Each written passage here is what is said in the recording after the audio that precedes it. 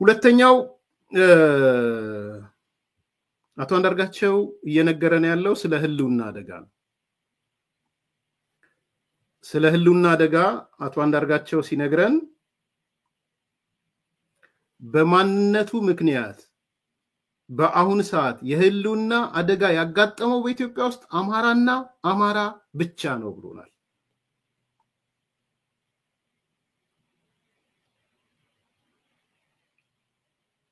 ከአማራ ውጪ ኢትዮጵያ ውስጥ በማንነቱ ምክንያት የህልውና አደጋ ያጋጠመው የለም ብሎናል።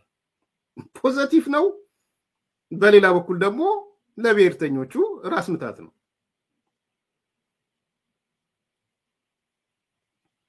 ለኔ በፖዚቲቭ ሳይድ የማየው ነገር አለ። አማራ ብቻ ነው አይደለም ሌላ ጉዳይ ሆኖ በእናቶ አንዳርጋቸው ማይንድ ሴት ውስጥ ከአማራ ውጪ የህልውና አደጋ በማንነቱ ምክንያት ያጋጠመው ኢትዮጵያ ውስጥ የለም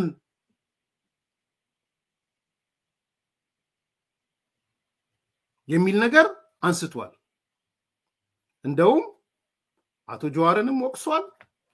አቶ ጀዋር አትጩህብን፣ ኦሮሞ በማንነቱ ምክንያት የህልውና አደጋ አላጋጠመውም፣ አትዋሽ፣ አትቅጠፍ ብሎታል አቶ ጀዋር። የትግራይ ኃይሎችም በማንነታችሁ ምክንያት በትግራይነታችሁ የደረሰባችሁ የማንነት የህልውና አደጋ የለም ብለዋቸዋል፣ አትቅጠፉ ብለዋቸዋል የትግራይ ብሔርተኞች። ስለዚህ እናንተ ችግርም ከመጣ ችግር ያጋጠማችሁ የኦሮሞ ብሔርተኞች ኦሮሞም ይሁናማ ተጋሩ የህልውና አደጋ ሳይሆን ስልጣን ፈልጉና አጋሩኝ እያላችሁ ነው።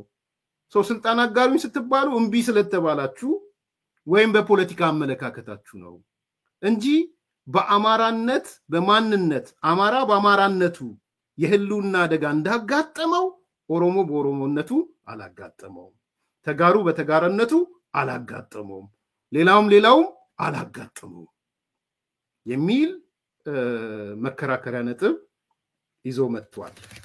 ሁለተኛው ነገር ያቶ አንዳርጋቸውን ስናነሳ ያንን ነው የምናነሳው ማለት ነው።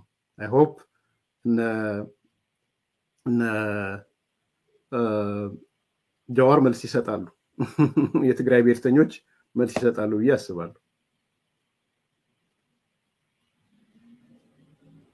anyway አንድ ነገር ሁሉ ጊዜ መስተካከል ያለበት አለ። የኢትዮጵያ ህዝብም በሙሉ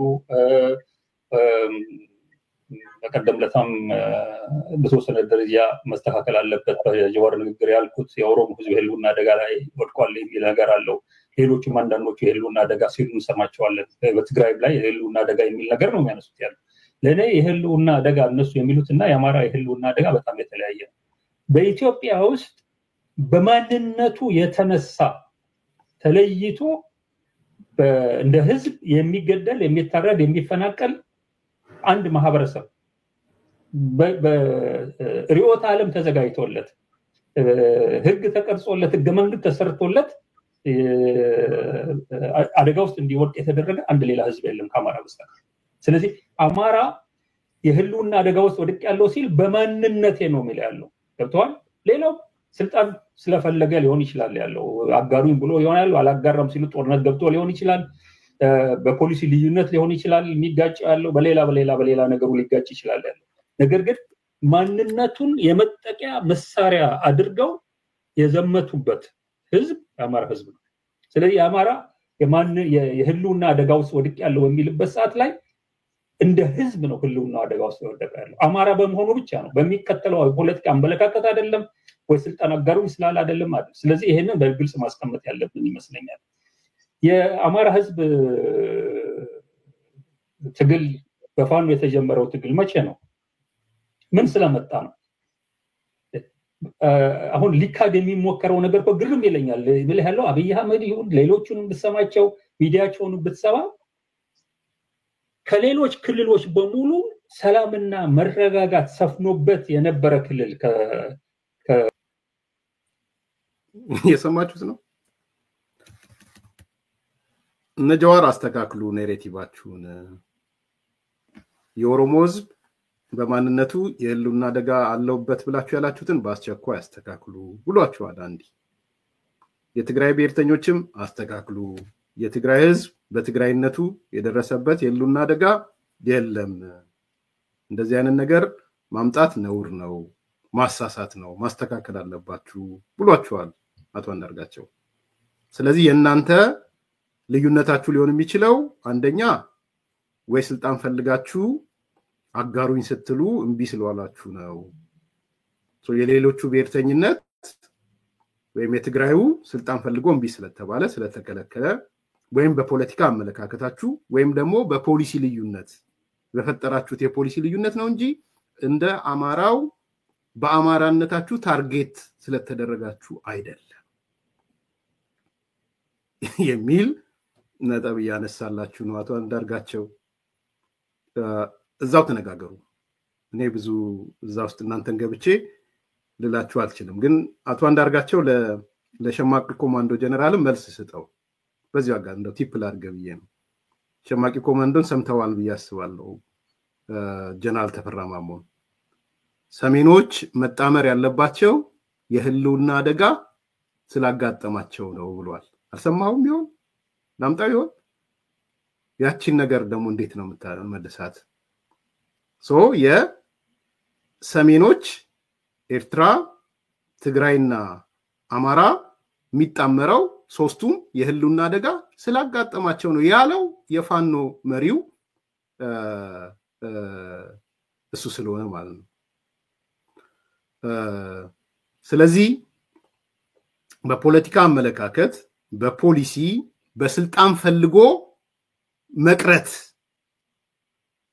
ስልጣን ፈልጋችሁ ስላላገኛችሁ ነው እናንተ ኦሮሞዎች እናንተ ተጋሮች የሚል ሜሴጅ ነው ይላከላችሁ ይድረስ ለትግራይ ብሔርተኞች ይድረስ ለኦሮሞ ብሔርተኞች ልድረስ ለነጃዋር በሚል ሁለተኛውን ክፍል በዛ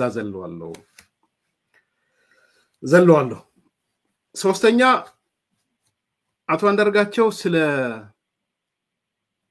ስለ እኛ የተለየነን ነው ያነሳው ሶስተኛ ኤክሰፕሽናሊዝም ሚሉት እኛ ልዩዎች ነን እኛ እንለያለን የሚለው ነው ሶስተኛው አማራ ይለያል አማራ ኤክሰፕሽናል ነገር ነው ያለው በኢትዮጵያ ፖለቲካ ውስጥ እንደውም ብሔር የሚባል ስያሜ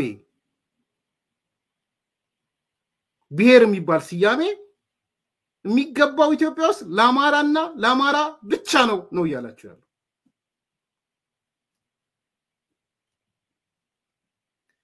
ይሄን አንዲ ነው እየነገረን ያለው አሁንም መልሳችሁን መመለስ ትችላላችሁ ሌሎቻችሁ ለብሔር ቁመና አልደረሳችሁም ብሔር የሚባለው ተክለሰውነት ላይ አልደረሳችሁም ገና ግልገል ናችሁ እኛ ግን እንለያለን ኤክሰፕሽናል ነን የሚል ያነሳላቱ አንዳርጋቸው ከዛ ይቀጥልና የኢትዮጵያ ፖለቲካ ምህዳር ለህብረ ብሔራዊነት ዝግ ሆኗል ይለናል ለዚህ ነው እኛ የምንደራጀው we the exceptions እኛ አማሮች የምንደራጀው የህብረ ብሔራዊ እንትን ዝግ ስለሆነ ነው ህብረ ብሔራዊ ዝግ ስለሆነ ወደ አማራ አደረጃጀት መጣን የሚል ያነሳል አቶ አንዳርጋቸው እሱንም ምናይበት ይሆናል ማለት ነው ምንድነው ያለን ያለው አቶ አንዳርጋቸው የሚል ልናነሳ እንችላለን ከዛ ያይዞ እንግዲህ አቶ አንዳርጋቸው የሚለው ምንድነው የኛ የአማራ ብሔርተኝነት ይለያል በጣም ይለይ አማራ ብሔርተኝነት ነው ያለንም ይላል እስቲ ትንሽ አልመጣም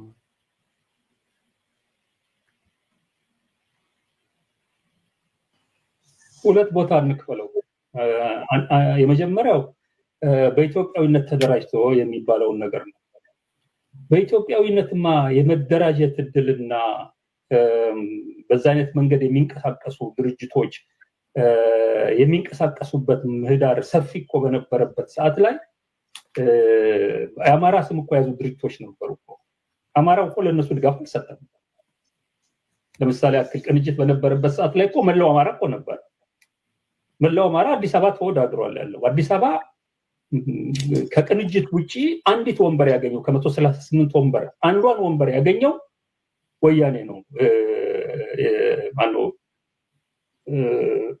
ያደግ ነው ያቺን አንድ ወንበር ያገኘውም ቅንጅት ሰው ስላላስገመተ ነው ተወዳዳሪ ሌሎቹ እኮ ተወዳድረዋል ያለው ህብረት ተወዳድረዋል ፌኮ ምናምን የምትላቸው ተወዳድረዋል መላው አማራ የምትለው ተወዳድረዋል አንድም ቦታ ላይ ወንበር አላገኙም ያለው ሌላ ቦታ ላይ በስፋት ቅንጅት አማራ ክልል ያሸነፈው አማራ ክልል ላይ ያሸነፈው እዛም እኮ መላው አማራ ነበር የአማራ ህዝብ እኮ ህብረ ብሔራዊ ድርጅቶች ቅድም እኮ ከኔ ጋር ተመሳሳይነት ያለው ነገር ነው ከዛ ስለወጣ ከዛ ህብረተሰብ ጠንካራ ሆኖ ያገሩ ሁኔታ እኮ ይቀይራሉ ብሎ ባሰበ ሰዓት ላይ እኮ እነዚህ የኔ አለኝታ ናቸው ባለበት ሰዓት ላይ እኮ የአማራ ድርጅት ተቋቁሞም እንኳን በነበረ ሰዓት ላይ በስፋት ወደ አማራ ድርጅት ሄዶ በብሔር የተደራጀ ድርጅት አልደገፈም ስለዚህ በኢትዮጵያ ውስጥ አሁን ኢትዮጵያዊ የሆነ ፓርቲ አቁመን ምናምን የሚሉት ያቆሙትም ድርጅት ያላቸው ኢትዮጵያዊን ብለው ሀገራዊ ነን የሚሉ ፓርቲዎች ፖለቲካ ምህዳሩ በምን ደረጃ እንደሸመቀቃቸው ህብረ ብሔራዊ ለሆነ አደረጃጀትና አሰራር ቦታ የሌላት ኢትዮጵያ መሆኗን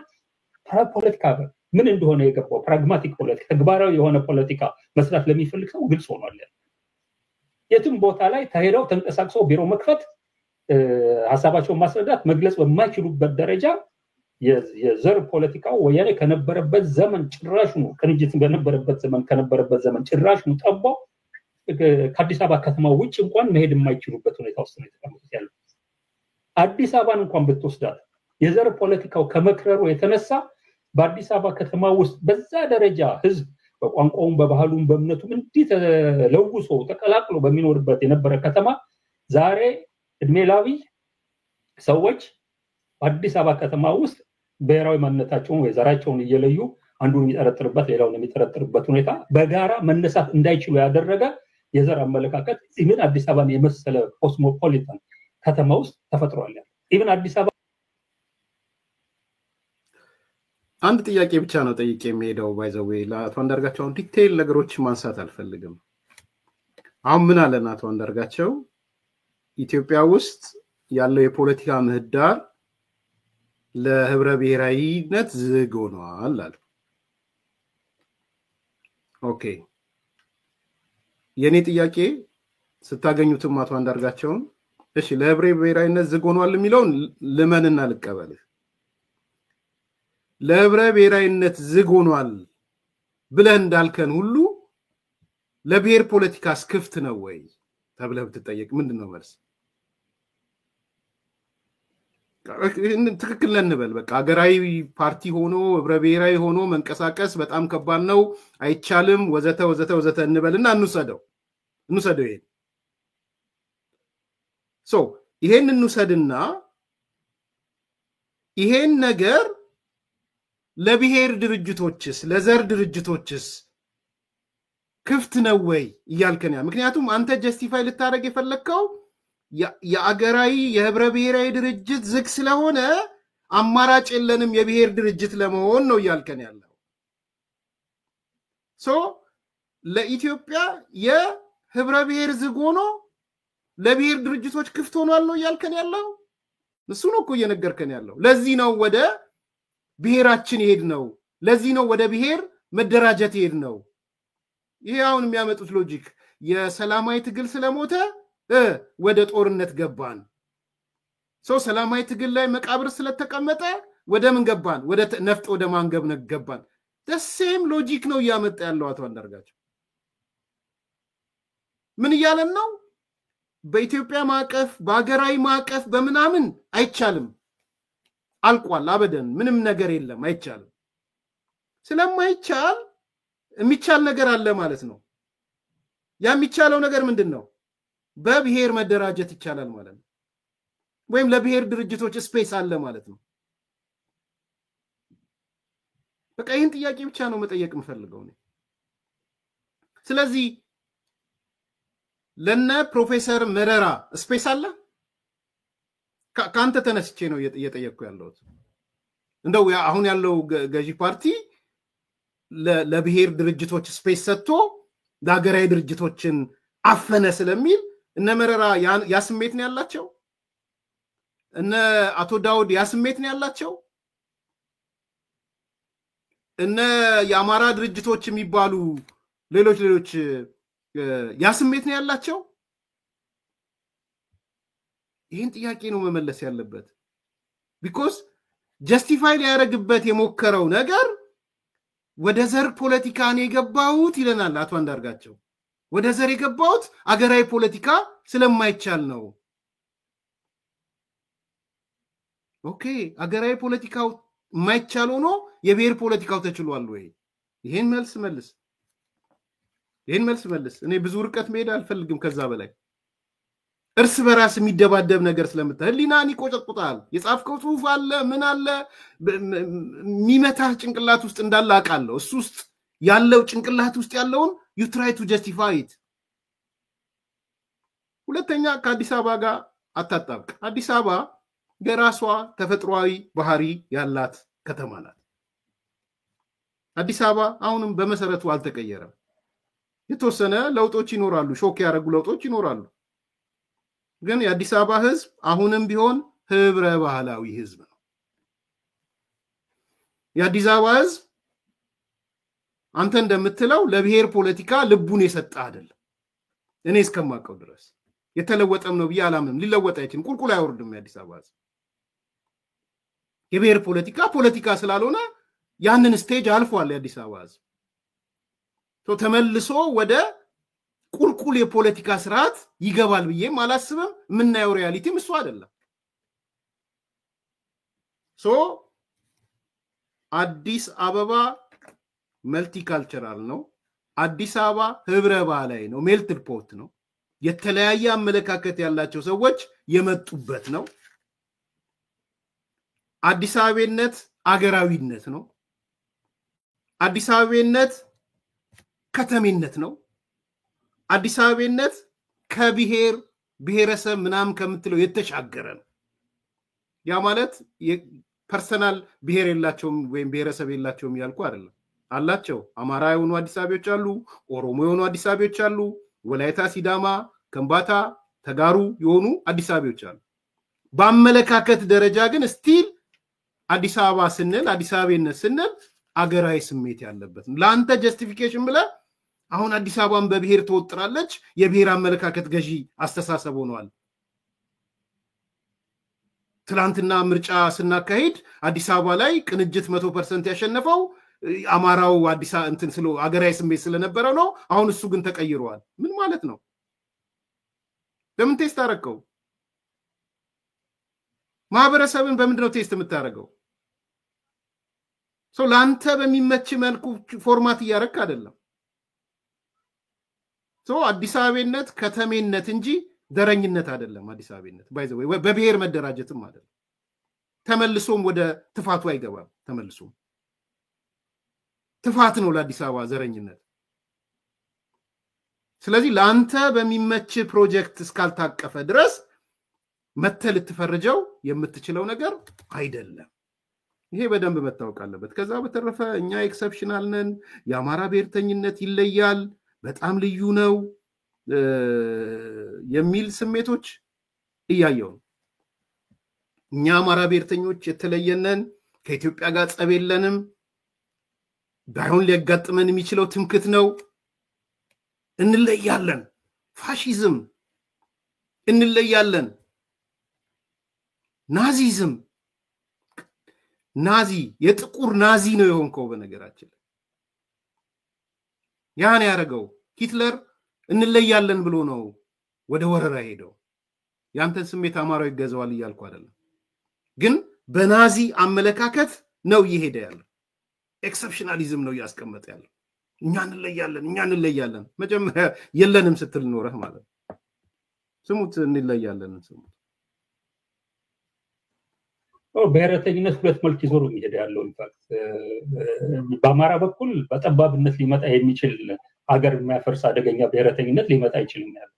በአማራ በኩል የሚመጣ ያለው የብሔር የበላይነት ከሌሎቹ ብሔሮች የላኩ ነኝ የበለጥኩ ነኝ የተሻልኩ ነኝ በተለይ አንዳንዶቹን ሴቶችን ወስዶ ምናምን የሚያደርጋቸው ነገር አድርጎ በትምክህት ደረጃ ከበላይነት ልጫናቸው እንደፈለኩ ማድረግ አለብኝ የሚል ካልሆነ በስተቀር የትንሽ ብሔር ማይንድ ሴት ይዞ ጠቦ ሄድማ ማለት እና ሊያስፈራ የሚገባው በሌላ በኩል ያለ ነገር ነው ያንን ግን በተግባር እያሳየ ነው ያለው ኢትዮጵያ የሁሉም አይነት የተለያዩ እምነቶች ቋንቋዎች ባህሎች አገር መሆኗን ዳይቨርስ መሆኗን ደግሞ ነው የሚናገረው ያለው ታሪኩም የሚያሳየው ያለው ኢንፋክት የአማራን ታሪክ እኮ የአማራን ፖለቲካ ኤሊት የአማራን የፖለቲካ ሊግ ታሪክ ከተመለከተ እንደው ከሚገባው በላይ ለሌሎች የራሱን ህዝብ እንደው አደጋ ላይ በጣለ ደረጃ ስለሌሎች ብሔሮች መብቶች ምናምን እኮ ከሚገባው በላይ የሚጨነቅ ሌጋሲ ያለው ነው ይሄ ወጣትም የትናንት ወዲያው የጣሊያን ዘመን የአድዋ ዘመን በደልና ግፍ ተጣልተው ሁሉም ህዝብ ላይ ለምን ችግር ላይ ወድቃል በሚል ስሜት የሚንቀሳቀስ በጣም ስፋት ያለው ማህበረሰብ ተውፊትና ታሪክ የወለደው ወጣት ነው እዚህ የምታየው ነገር ዝም ብሎ ከትናንትና የተፈጠረ ነገር አይደለም መሰረታዊ የሆነ በሰውነቱ ራሱን መመልከት የሚችል ህዝብ ነው በኔኮ ስቀልድ አይደለም ያለው በደንብ ውይይት ስለማይደረግበት ነው እንጂ በኢትዮጵያ ውስጥ ብሔር የሚል ስም ሊሰጠው የሚገባ አንድ ህዝብ ሊኖር አማራ ነው ያልኩት አማራ በክልል ውስጥ ሊኖር የሚችል ማንኛውንም ሰው በሰውነቱ ካልሆነ በስተቀር አንተ ትግሬና አንተ ከምባታና አንተ አዳያና እዚህ ምን ትሰራለህ የሚል ጥያቄ የሚያነሳ ህዝብ አይደለም ኔሽን ስትሆን እንደዛ ነው ብሔር የምታረገው ኔሽን መሆን ሲያቀተ ግን ደመን እየቆጠርክ እዚያ የአማራ እዚህ ምን ይሰራል ይሄ ጉራጌ እዚህ ምን ይሰራል የሚል ነገር የምታመጣው ነው በኢትዮጵያ ውስጥ ያለው የኤሊት ብሔረተኝነት በብሔር ደረጃ ያልመጣ ብሔር ማለት አገር ማለት ነው አገር ሲሆን እንደምንኖርበት እንደ እንግሊዝ ሀገር መሆን ነው ድሮ እንደምናቃት ኢትዮጵያ መሆን ማለት ነው ሀገር ስትል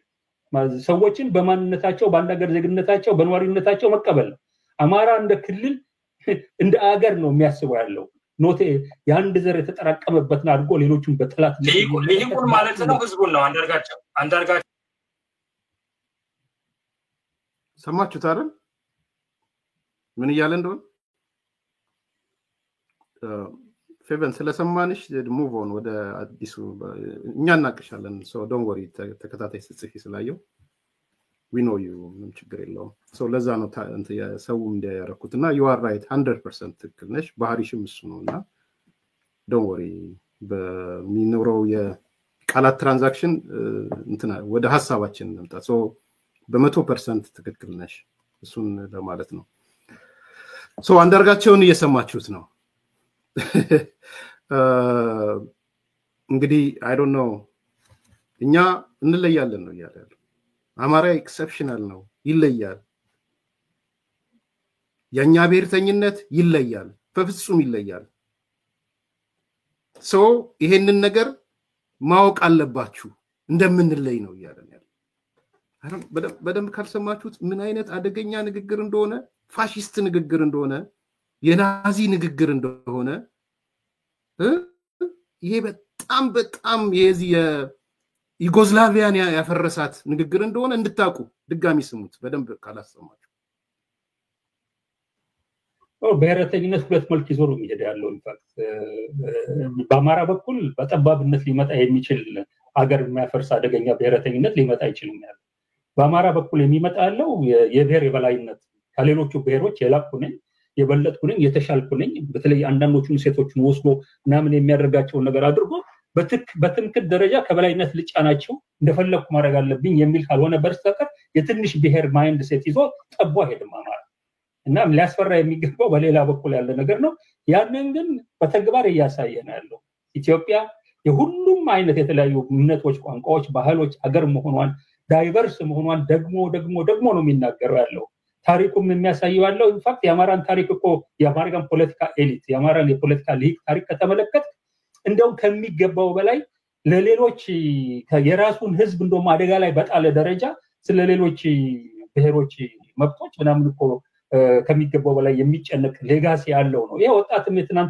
የትናንት ወዲያው የጣሊያን ዘመን የአድዋ ዘመን በደልና ግፍ ተጣልተው ሁሉም ህዝብ ላይ ለምን ችግር ላይ ወድቃል በሚል ስሜት የሚንቀሳቀስ በጣም ስፋት ያለው ማህበረሰብ ተውፊትና ታሪክ የወለደው ወጣት ነው እዚህ የምታየው ነገር ዝም ብሎ ከትናንትና የተፈጠረ ነገር አይደለም መሰረታዊ የሆነ በሰውነቱ ራሱን መመልከት የሚችል ህዝብ ነው። በኔ እኮ ስቀልድ አይደለም ያለው በደንብ ውይይት ስለማይደረግበት ነው እንጂ በኢትዮጵያ ውስጥ ብሔር የሚል ስም ሊሰጠው የሚገባ አንድ ህዝብ ቢኖር አማራ ነው ያልኩት። አማራ በክልል ውስጥ ሊኖር የሚችል ማንኛውንም ሰው በሰውነቱ ካልሆነ በስተቀር አንተ ትግሬ ነህ፣ አንተ ከምባታ ነህ፣ አንተ ሀዲያ ነህ፣ እዚህ ምን ትሰራለህ የሚል ጥያቄ የሚያነሳ ህዝብ አይደለም። ኔሽን ስትሆን እንደዛ ነው ብሔር የምታረገው። ኔሽን መሆን ሲያቅትህ ግን ደመን እየቆጠርክ እዚያ የአማራ እዚህ ምን ይሰራል፣ ይሄ ጉራጌ እዚህ ምን ይሰራል የሚል ነገር የምታመጣው ነው። በኢትዮጵያ ውስጥ ያለው የኤሊት ብሔረተኝነት በብሔር ደረጃ ያልመጣ ብሔር ማለት አገር ማለት ነው። አገር ሲሆን እንደምንኖርበት እንደ እንግሊዝ ሀገር መሆን ነው። ድሮ እንደምናውቃት ኢትዮጵያ መሆን ማለት ነው። ሀገር ስትል ሰዎችን በማንነታቸው በአንድ ሀገር ዜግነታቸው በነዋሪነታቸው መቀበል ነው። አማራ እንደ ክልል እንደ ሀገር ነው የሚያስበው ያለው ኖቴ የአንድ ዘር የተጠራቀመበትን አድርጎ ሌሎችን በጠላት ልሂቁን ማለት ነው ህዝቡን ነው። አንዳርጋቸው አይ ቲንክ በደንብ የሰማችሁት ይመስለኛል ምን አይነት ዴንጀረስ እንደነገረ ንግግር እየተናገረ እንደሆነ። ከዚህ በላይ ምንም ማረጋገጫ የለም። እኛ እንለያለን፣ ዩኒክ ነን፣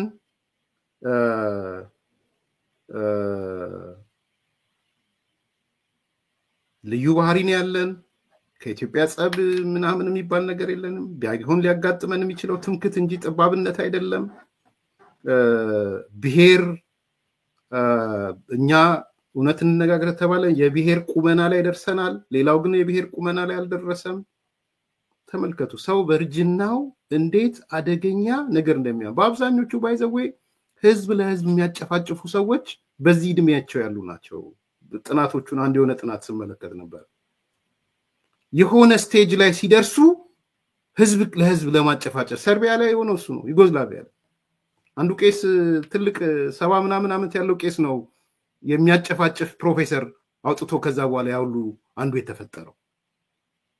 ስለዚህ በዚህ እድሜ ያሉ አደገኛ የሆነ ናዚዝም፣ ፋሺዝም፣ ኤክሰፕሽናሊዝም ነው ይዞ የመጣው።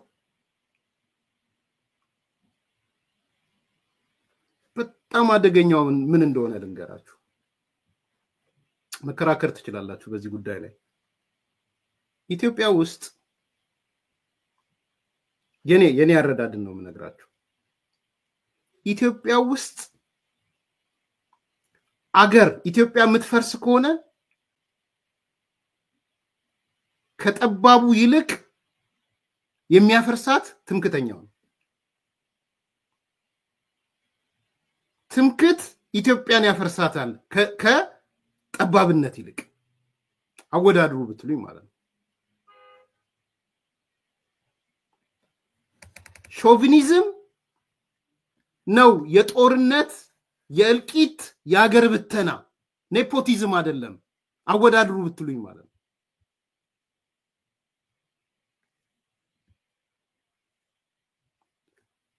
አርጊውመንት ነው እያስቀመጥኩ ያለሁት በደንብ እንድትይዙት ይሄን መከራከሪያ። ኤርሚያስ ምን እያለ ነው እያላችሁ ያላችሁት? ኢትዮጵያ ውስጥ አገር የሚያፈርስ ከሆነ ሾቪኒዝም ነው የሚያፈርሰው፣ ትምክት ነው የሚያፈርሰው። ጠባብነት አይደለም አገር የሚያፈርሰው። የናንዳርጋቸው አስተሳሰብ ነው አገር የሚያፈርሰው። ለምን የሚል ጥያቄ ይመልስላችኋለሁ። መጀመሪያ ግን ኮንሴፕቱ ላይ ተረዱኝ ምን እያልኩ እንደሆነ። ኢትዮጵያ የምትፈርስ ከሆነ ኢትዮጵያ አደጋ ውስጥ የምትገባ ከሆነ ህዝብ ለህዝብ የሚጨፋጨፍ ከሆነ በዋናነት መሰረታዊ መክኒተውቱ ትሪገር የሚያደርገው ሾቪኒዝም ነው፣ ትምክት ነው። ሰው ምን አላው መጥቶ አንዳርጋቸው ባይሆን ትምክተኛ ነው እንጂ ምን ሆነው ጠባብ አንሆንም ማለት ምን ማለት ነው? አገር አፍራሾቹ እናንዳርጋቸው ናቸው። ሰው መከራከሪያን ይዛችሁታል ብዬ አስባለሁ። እያወዳደርኩ ነው ያለሁት። የቱ ነው አገር የሚያፈርሰው ብላችሁ ብትጠይቁኝ ሾቪኒዝም ነው፣ ትምክተኝነት ነው አገር የሚያፈርሰው። ለምን? ወደ መልሱ ሄዳለሁ። አጭር ነው መልሱ። ኔፖቲዝም የሚወለደው ሾቪኒዝም ካለ ነው በአንድ ሀገር ውስጥ ትምክት ካለ ጠባብነት ይወለዳል ሶ የጠባብነት መሰረታዊ መፈልፈያው ትምክት ሲኖር ነው ትምክት ከሌለ ጠባብነት አይወለድም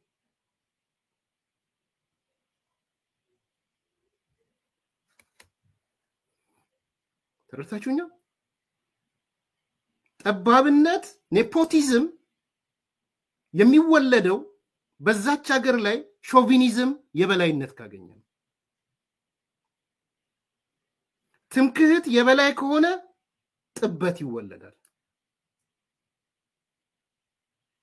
ስለዚህ የናንዳርጋቸው ጉዞ የትምክተኝነት ጉዞ ጥበትን ወልዶ አገር ያፈርሳል እንጂ አገር አይገነባም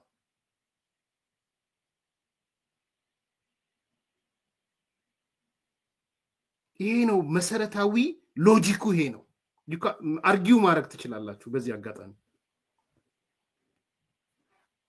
ስለዚህ ያለን ያለው ምንድነው እኛ የተለየነን የኛ ብሔርተኝነት የብሔርተኝነት ቁመና ከተሰጠው እንኳን ለኛ ነው የብሔርተኝነት ቁመና የሚሰጠው ሌላው ብሔርተኝነት ቁመና ሊኖር አይገባም ወይ ብሔረሰብ ይሆናል ወይ ጎሳ ይሆናል ወይ ህዝቦች ይሆናል ወይ ሌላ ስያሜ ይሰጠዋል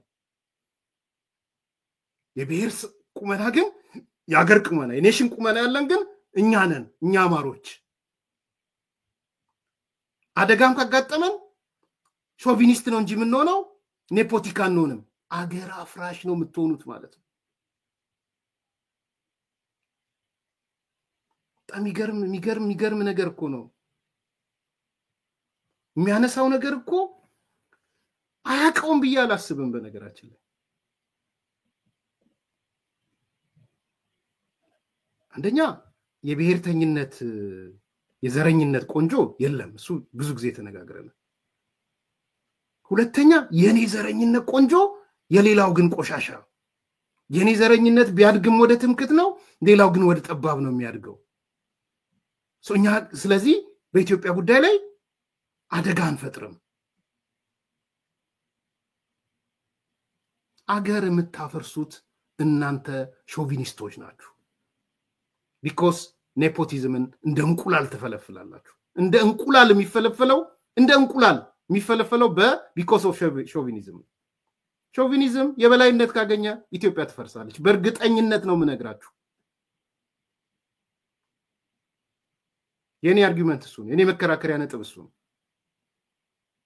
መፈልፈያ ቋቱ እንደ እንቁላል የሚፈለፈለው ትምክተኝነት የበላይነት ከያዘ ነው ጠባብነት እንዴ ለምንድነው ከነሱ ጋር ምንኖረው ለምን እንትንላለን ያገራሳችን ሀገርን መስረት ምናምን የሚጀመረው ትምክተኛ ሲኖር ነው ሀገር መስራች እኛ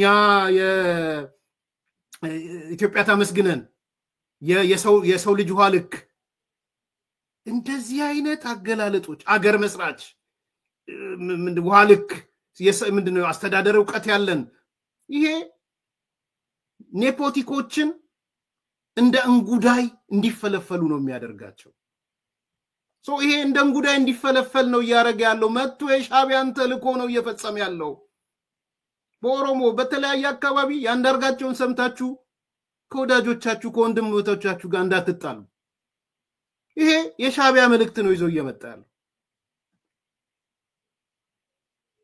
የሻቢያ መልእክት ነው ይዞ እየመጣ አደገኛ የሻቢያ መልእክት ነው ይዞ እየመጣ ያለው በተግባርም አገር ያፈረሱት ሾቪኒስቶች ናቸው በነገራችን በተግባር ቅድም ሂትለርን ነግራቸው ሂትለር የምንለይ ዘሮች ነን ብሎ ነው አገር ያፈረሰው ሚሎዞቪች ሰርቢያ ብሔርተኝነት ይለያል ብሎ ዩጎዝላቪያን አፈረሰ ዩጎዝላቪያ ያፈረሰችው because of ሰርቢያ ነው በነገራችን የሰርቢያ ብሔርተኝነት ነው ዩጎዝላቪያን ያፈረሳት ዛሬ የምናየው የአማራ ጽንፈኛ ብሔርተኛ የዩጎዝላቪያ የሰርቦች ብሔርተኝነት ጠቀማት ሰርቢያ ዛሬ ከሰርቢያም እኮ ሌላ ሀገር ወጣች አይደል እንደ ከሌላ ኬንያ ኮሶቮ ነው ማናት ኬንያ ሰሞኑ ቅና እየሰጠቻት ያለ ገና ትበጣጠሳለ ብጥስጥስ ነው። እስቲ አንዱ መጀመሪያ አማራ የሚባለው ላይ እስቲ አንዱን እንዴ የምንሰማው ምንድነው እንዴ? የጎንደር ክልል ሰሞኑን እኔ ማስተጋባት ስለማልፈልግ ነው። የጎንደር ልጆች በሙሉ ወጥተው ጎንደር ስቴት ውድ አይደል እንዴ እየሰበኩ ያሉት? ኖ ከዚህ በኋላ በአማራ ክልል ውስጥ አይደል የምንኖረው? የጎንደር ስቴት ውድ መምጣት አለበት። ወልቃይትን ጠቅልለን የጎንደር ክልል እንፍጠር ነው እኮ የሰሞኑ ማህበራዊ ድረገጽ አታይም እንዴ? እንኳን አንድ ልትሆን እንኳን ወደ ብሔር ልታድግ በአውራጃይነት ተተብትበህ የጎንደር ስቴት ውድ ሂዱና ፌስቡክ ይዩ። እኔን አይደለም ጎንደር ክልል መሆን አለባት የሚል ዘመቻ ጀምረዋል። በፍጹም ከጎጃም ጋር አንድ ልንሆን አንችልም የሚል ዘመቻ ጀምረዋል። እኔ አይደለሁም።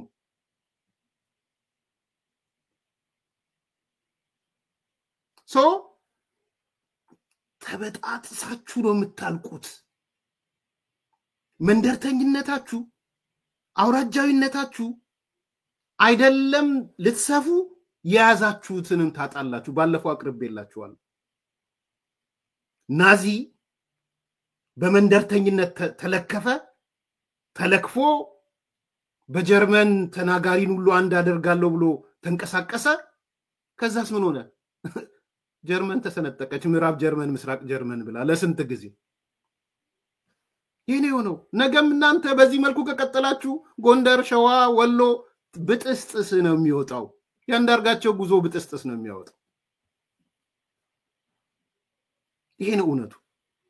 ሶ ሾቪኒዝምን ትምክትን እንደ ችግር የማይፈጥር እንደ ቢያጋጥመን እንኳን ሾቪኒስት ነው እንጂ የምንሆነው ትምክት ነው እንጂ የምንሆነው የጠባብነት ጎራ ውስጥ አንገባም። አዎ አትገቡም። ችግሩ ግን ምንድነው? እናንተ ሾቪኒስት ሆናችሁ የበላይነት ልትሞክሩ ስትሉ እንደ እንጉዳይ ኔፖቲኮች ይፈለፈላሉ። እንደ ሬዚስታንስ ነው የሚፈለፈሉት። እንደ መከላከል ነው የሚፈለፈሉት። then they try to justify የተቋቋሙበትን። ኢትዮጵያ ፖለቲካ ውስጥ የሚሆነው እሱ ነው። ኦነግ ብትለው ጀስቲፋይ ያደርግልሃል እኮ የተቋቋምኩት የከሌን የበላይነት ነው ይልሃል ኦነግ። የአማራ ገዢ መደብ ይልሃል። በነገራችን ላይ ቲፒኤልኤፍ ብትጠይቀው ጀስቲፋይ ያደርግልሃል እኮ ምንድነው የአማራ ገዢ መደብ ይላል። ተው አማራውን ለጊዜ ልተወውና የአማራ ገዢ መደብ ነው የሚልህ የቲፒኤልኤፍ የተፈጠረው። ሶዴፓ ብትሄድ ወይም የኦጋዴን ነፃ አውጪ የአማራ ገዢ መደብ እኮ ነው ያለው። ሌላ ምንድን ያለው? ሶ ጠቅላላ ኢትዮጵያ ውስጥ የተፈጠሩ ኔፖቲክ ድርጅቶች በጠባብነት ሊታቀፉ ያሉ እንደ እንጉዳይ የፈሉ ድርጅቶች ትልቁ ምክንያታቸው ሾቪኒዝም ነው። 1983 17 የታቀጠቁ ድርጅቶች 17ቱም የብሔር ድርጅቶች ናቸው። 13ቱም ኔፖቲክ ነበሩ። 17ቱም ለምንድን ነው ኔፖቲክ የሆኑት? ቢኮዝ ሾቪኒዝም ነው እያሸነፍን ያለ ነው። ዋስትና የለንም። ነገ ከነጎዲያ ሶማሌ ጋር የመጣው እሱ አይደል እንዴ? ሾቪኒስቶቹ ተመልሰው እንደማይመጡ ዋስትና ስለሌለን ሀገር እንመሰርታለን። ምን አይነት ጭንቅላት ነው እንደዚህ አይነት የእርድ ጨዋታ የሚጫወተው? ምን አይነት ድድብና አይደለም ባይዘው አውቆ ዲዛይን ተደርጎ የተቀመጠ ነገር ነው የምነግራችሁ።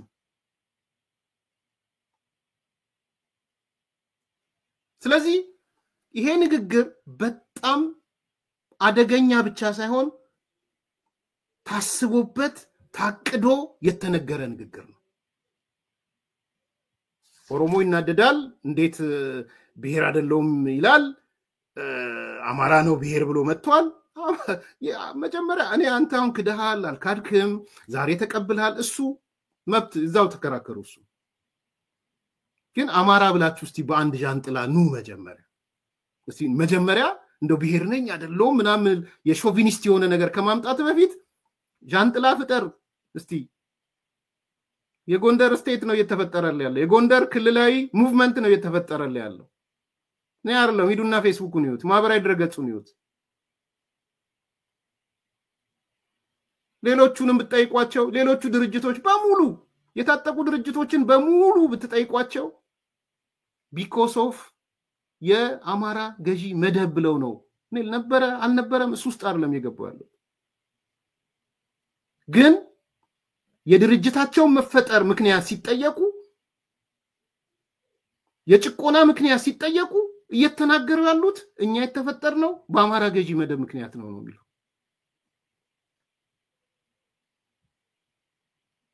ዛሬም የተፈለገ ያለው በአማራ ገዢ መደብ ምክንያት ተብሎ ኔፖቲኮቹ ፈልተው እንደ አሸን ፈልተው እንደ እንጉዳይ ፈልተው አገር ለማፍረስ ነው እየሰራሉ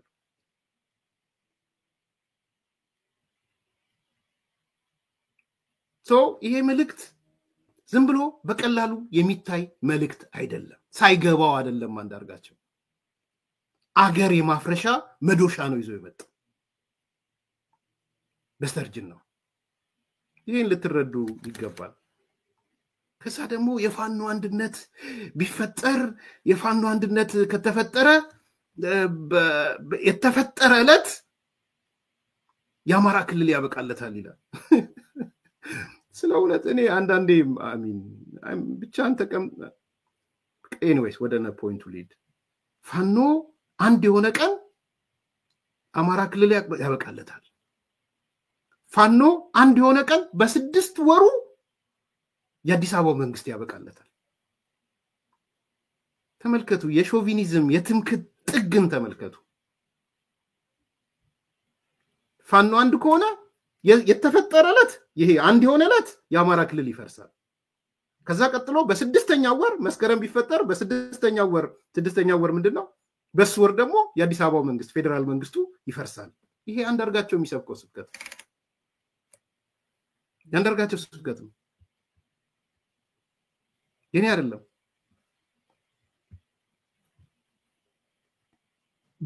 ለነሱኛ ማስተላለፍ የምንፈልገው መልእክት በጣም ቀላል ነው ሌላ ጉልበት የላችሁ እናንተ ታንኩንም ባንኩንም በተለያየ ቦታ ያሉ መንግስታት የሚደግፉት ማለቂያ የሌለው ሪሶርስ ያለውን መንግስት ማሸነፊያ ትልቁ ጉልበታችሁ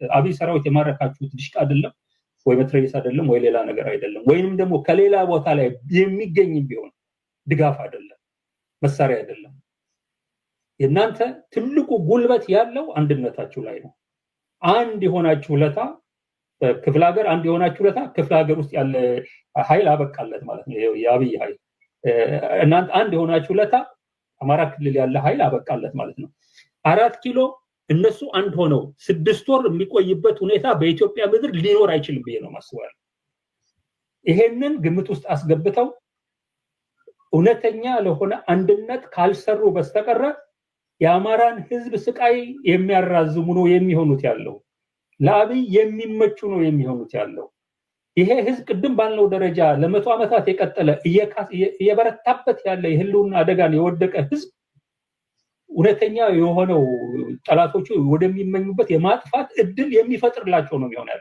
ሌላ ጉልበት የላችሁም ስሙን እኛ እንደግፋለን የፈለገው ነገር ይባል የማረጋውን አቃለው ሰራውን አቃለው እንደግፋለን ብዙ ደጋፊዎች ያሏቸው በውጭ ሀገር ማአት ደጋፊ ነው ያላቸው ሀገር ውስጥም ብዙ ደጋፊዎች ነው ያላቸው ያ ሁሉ ደጋፊ የሚመኘው የሚጠብቀው አንድነታቸው ላይ ነው አንድ የሆኑ ለታ ምን ታምር ሊሰራ እንደሚችል ስለሚያውቅ የፈለገው ሰበብ ይኖራቸው አሁን እኛም ማናቀው ምክንያት ይኖራቸው አንዳቸውም ሰበቦችና ምክንያቶች አንድ ላለመሆን ምክንያት መሆን ግን ፈጽሞ አይችሉም ምክንያቱም ያለ አንድነት መጥፋት ነው የሚከተለው የሚል እምነት ነው ያለው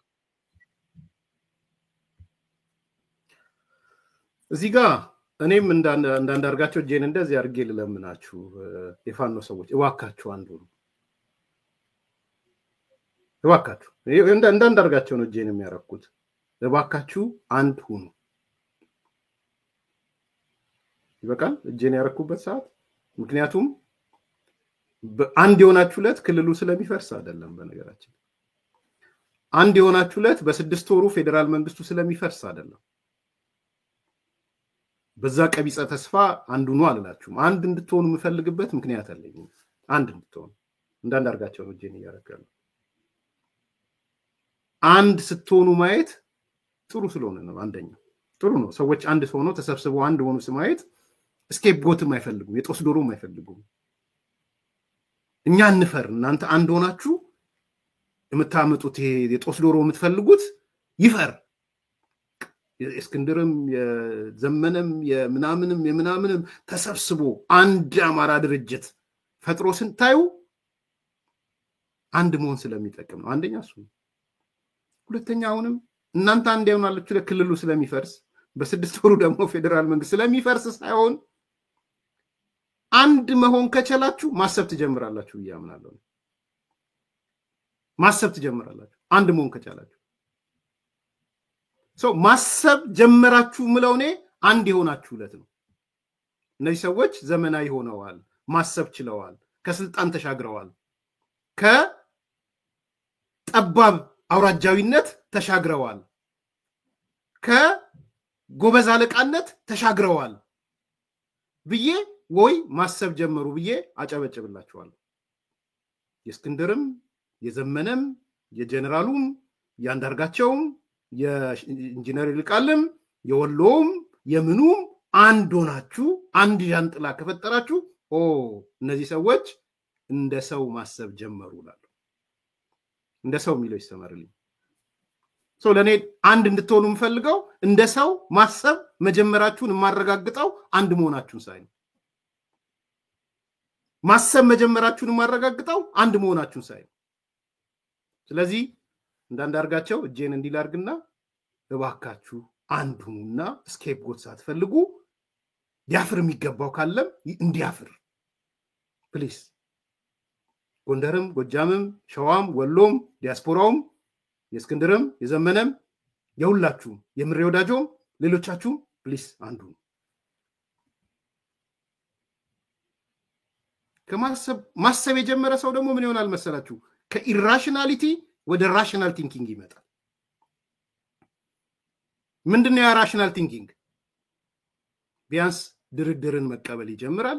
ቢያንስ ይሄ ነገር እንዴት ነው የውጭ ተልኮ የሚባለው ነገር እየፈጸምን ነው እንዴ? ውስጣቸው ክርክር፣ ውይይት፣ ንግግር ይጀምር። ድርጅት ተፈጠረ ማለት ነው። ወይ ድርጅቱ ተሰብስቦ ለውጭ ኃይል ሳብሚት ያደርጋል ወይም ደግሞ ድርጅቱ ድርጅት ሆኖ ክርክር ይጀምራል። የማንን ተልኮ ነው እያስፈጸምን ያለ ነው? የመደራደር የለብንም እንዴ?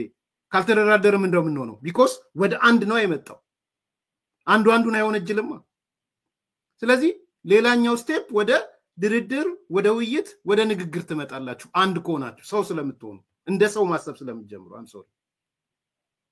ስለዚህ ፕሊዝ እባካችሁ አንድ ሁኑ። አንድ እንድትሆኑ እኔም እማጸናችኋለሁ። የሆናችሁለት መጥቼ አጨበጭባለሁ። እንደ ሰው ማሰብ ጀመሩላችኋለሁ። ከአውራጃዊነት ወጡላችኋለሁ። ከስልጣን ጥማት ወጡላችኋለሁ። ከጎበዝ አለቅነት ወጡላችኋለሁ። ድርጅት መፍጠር ቻሉ እላችኋለሁ። ስለዚህ አንድ ሁኑ። በመጨረሻ አስቂኙ ነገር ፍኖተ ካርታው ነው።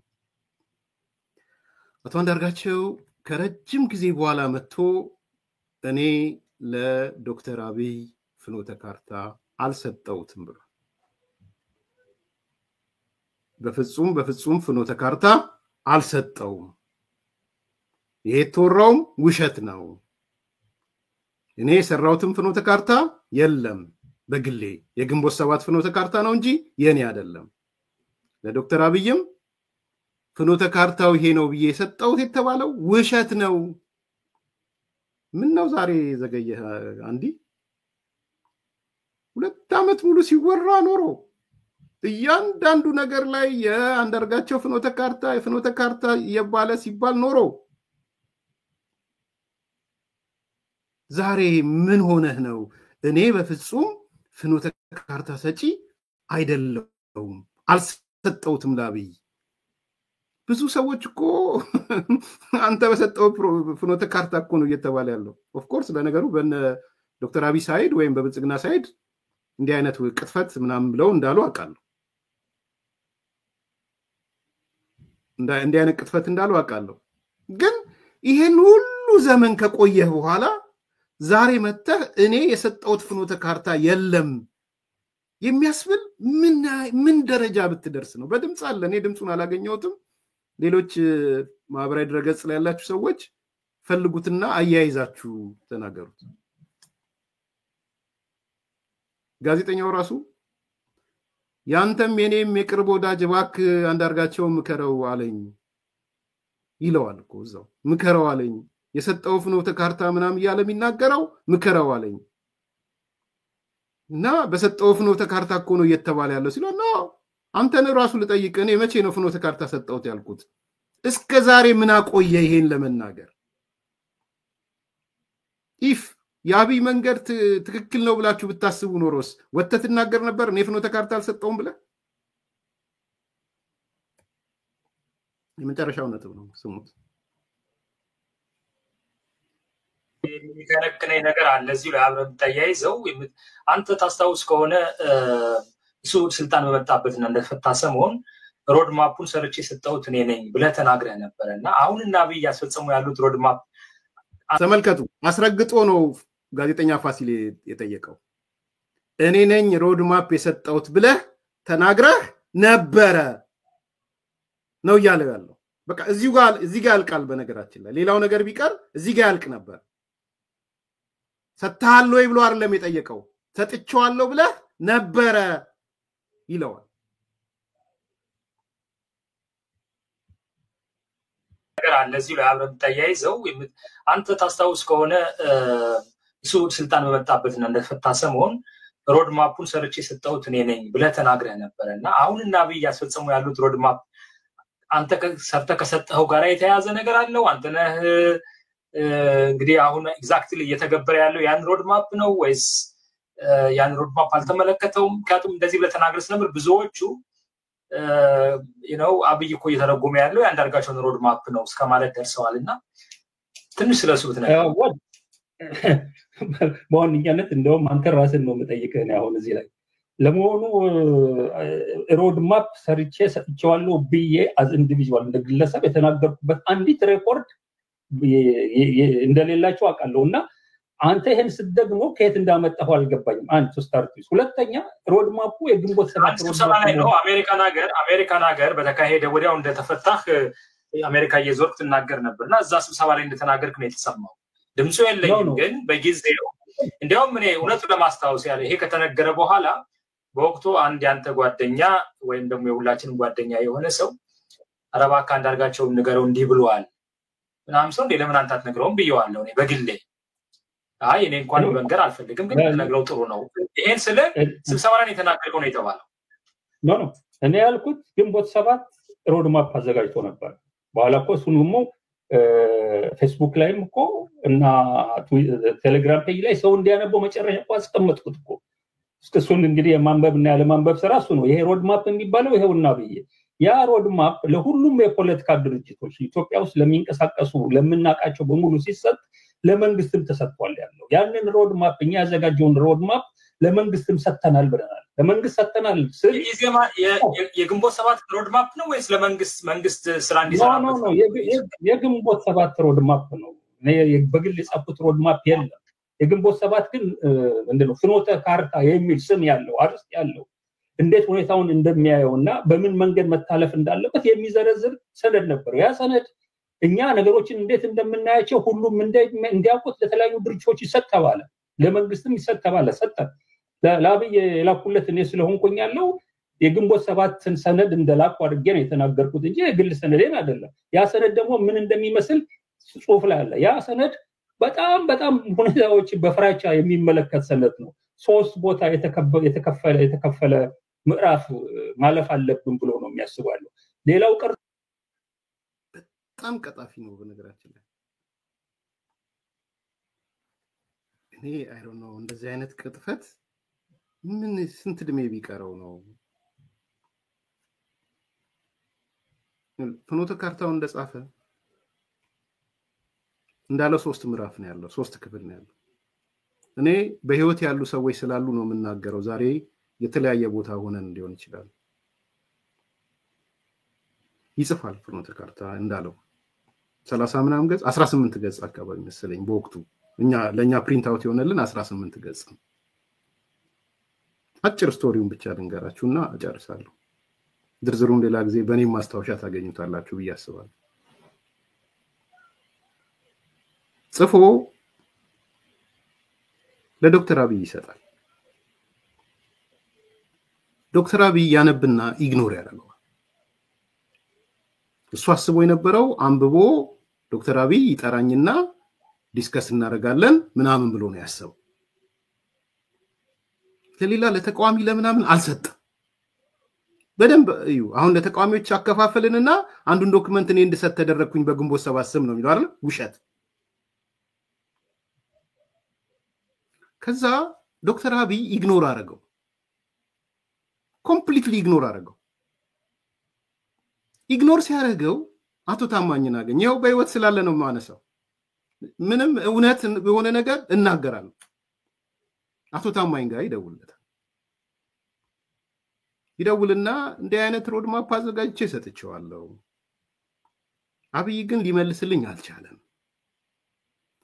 ዋሽንግተን ዲሲ ያለው ኢሳት አጀንዳ ያድርገው፣ ያቀጣጥለው ይሄን አጀንዳ። ለዚህ የመረጥኩት 3 ሰዎች ነው። ኤርሚያስ ለገሰ፣ ሀብታሙ አያሌው፣ ምን አላቸው ስማቸው? 3ቱ መርጫለሁ። ምንድነው ወቅቱ እኛ በስርዓቱ ላይ ጥያቄዎች ስለነበረን ክሪቲካል ሆነን ነበረ ቢያንስ 3ታችን።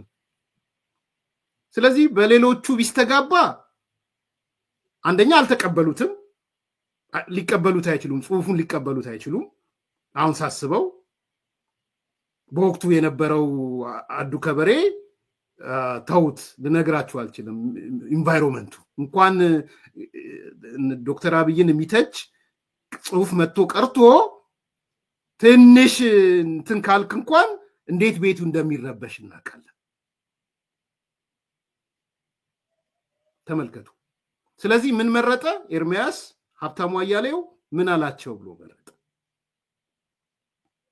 ለነሱ ብቻ ዶክመንቱን ሰጣቸው። ያውም ዶክመንቱ ለኤርሚያስ አንድ ዶክመንት ብቻ ፕሪንት አድርጎ 2 አድርጎ አክቹአሊ ለኔና ለአቶ ሀብታሙ አያሌው ሰጠ። እኔ እውነቷን ነው የምናገረው። አነበብ ነው 18 ገጽ።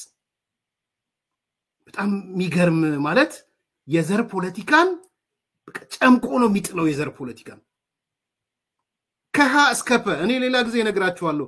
በዛ ሰነድ ላይ የዘር ፖለቲካ የምትል እንኳን ቢያንስ በትንሹ ከ50 ጊዜ በላይ ተጽፋለች። የዘር ፖለቲካ፣ የዘር አደረጃጀት፣ ኢቭን የዘር ልዩ ኃይል ይፍረስ የሚለው አንዱ ሪኮማንዴሽን ነው። በዘር የተደራጀ ሚዲያዎች ይፍረሱ፣ በዘር የተደራጀው ልዩ ኃይል ይፍረስ። ኢትዮጵያን አደጋ ላይ ጣላት ዘረኝነት ነው። አማራ፣ ኦሮሞ አሁን እንደሚያወራው እኛ ዩኒክ ነን፣ እኛ የተለየ አይልም። ደሆል ኢትዮጵያ ውስጥ የዘር ፖለቲካ ይፍረስ ነው የሚለው ልዩ ኃይሉን ጨምሮ። አነበብነው፣ በጣም ገረመን። እንደዚህ አይነት ጽሁፍ እንዴት ሊሆን ቻለ? ከዛ በኋላ አቶ ታማኝ በየነ መጣ፣ ሊያናግራችሁ ይፈልጋል። ቢኮዝ እንዳልኳችሁ ፖይንቱ ምንድነው? አብይ ዶክመንቱ ደርሶት ኢግኖር አድርጎታል።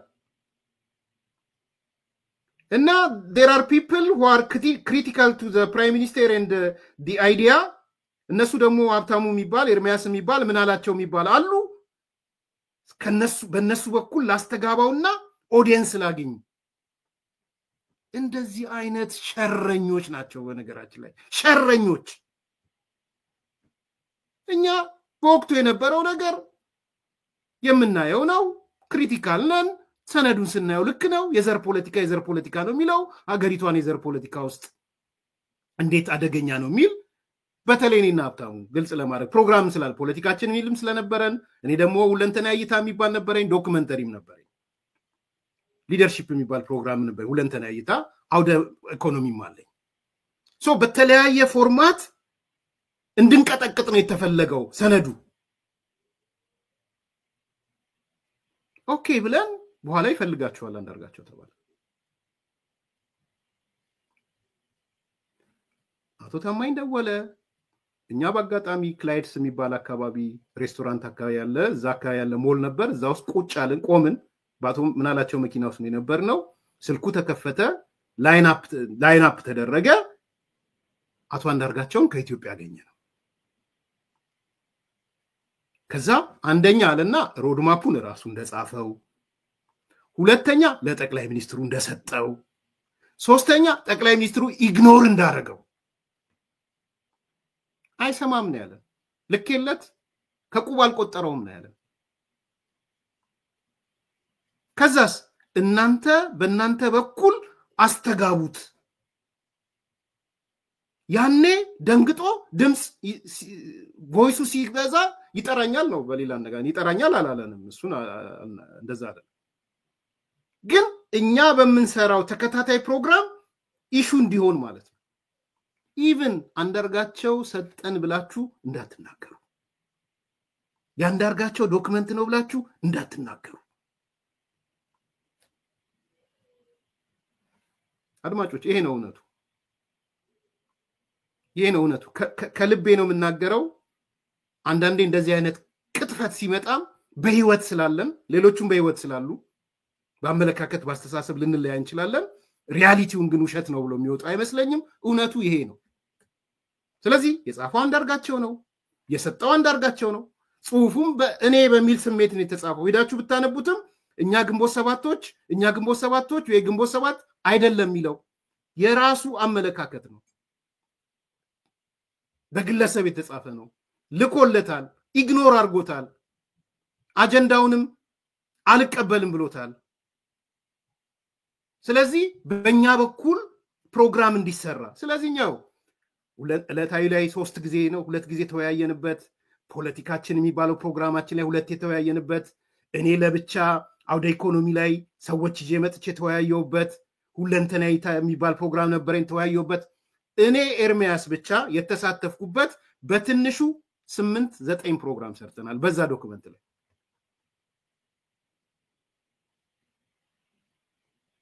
ዛሬ መጥቶ